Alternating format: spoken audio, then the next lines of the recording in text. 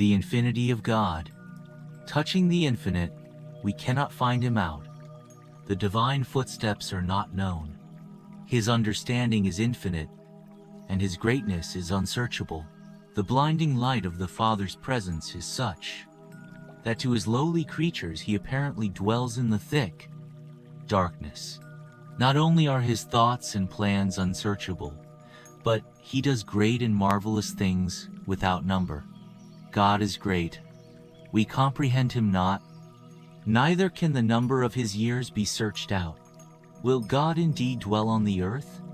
Behold, the heaven, universe, and the heaven of heavens, universe of universes, cannot contain him.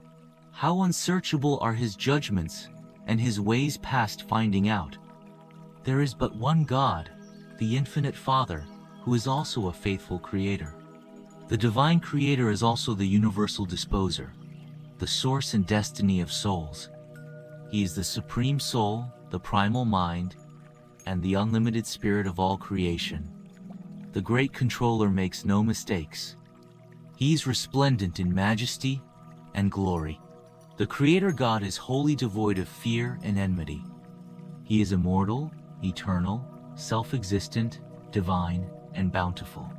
How pure and beautiful, how deep and unfathomable is the supernal ancestor of all things. The infinite is most excellent in that he imparts himself to men.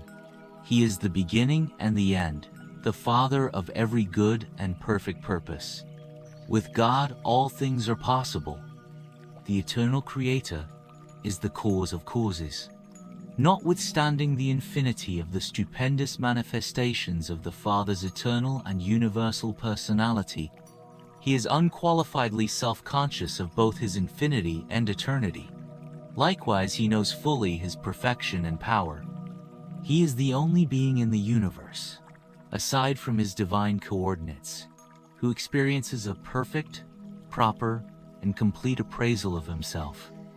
The Father constantly and unfailingly meets the need of the differential of demand for himself as it changes from time to time in various sections of his master universe. The great God knows and understands himself. He is infinitely self-conscious of all his primal attributes of perfection. God is not a cosmic accident. Neither is he a universe experimenter. The universe sovereigns may engage in adventure. The constellation fathers may experiment. The system heads may practice. But the universal Father sees the end from the beginning, and his divine plan and eternal purpose actually embrace and comprehend all the experiments and all the adventures of all his subordinates in every world, system, and constellation in every universe of his vast domains. Nothing is new to God, and no cosmic event ever comes as a surprise. He inhabits the circle of eternity. He is without beginning or end of days. To God there is no past, present, or future. All time is present at any given moment. He is the great and only I Am.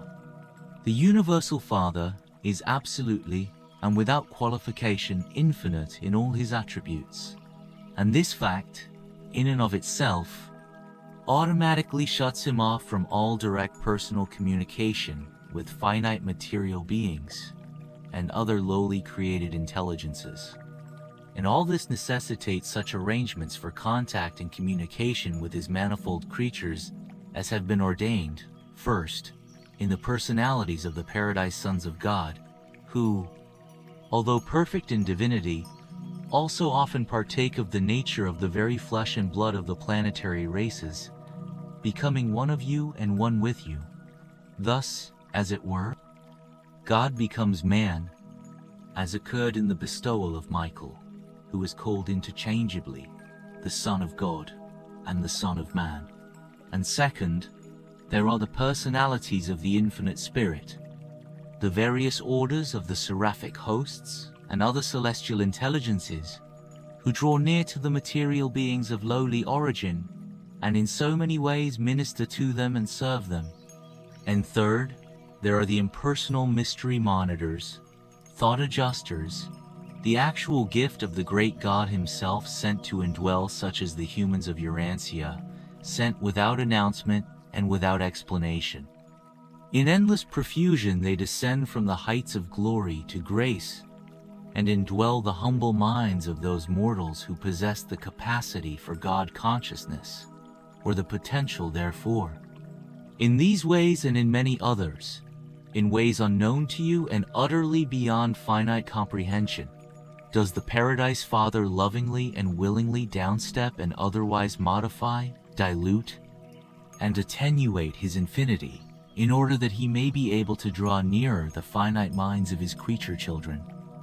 And so, through a series of personality distributions which are diminishingly absolute, the Infinite Father is enabled to enjoy close contact with the diverse intelligences of the many realms of his far-flung universe. All this he has done, and now does, and evermore will continue to do, without in the least detracting from the fact and reality of his infinity, eternity, and primacy. And these things are absolutely true, notwithstanding the difficulty of their comprehension, the mystery in which they are enshrouded, or the impossibility of their being fully understood by creatures such as dwell on Urantia. Because the First Father is infinite in his plans and eternal in his purposes, it is inherently impossible for any finite being ever to grasp or comprehend these divine plans and purposes in their fullness. Mortal man can glimpse the Father's purposes only now and then, here and there, as they are revealed in relation to the outworking of the plan of creature ascension on its successive levels of universe progression. Though man cannot encompass the significance of infinity, the Infinite Father does most certainly fully comprehend and lovingly embrace all the finity of all his children in all universes. Divinity and eternity the Father shares with large numbers of the higher paradise beings. But we question whether infinity and consequent universal primacy is fully shared with any save his coordinate associates of the Paradise Trinity. Infinity of personality must, perforce, embrace all finitude of personality. Hence the literal truth of the teaching which declares that in him we live and move and have our being, that fragment of the pure deity of the universal Father which indwells mortal man is a part of the infinity of the first, great source and center, the Father of fathers.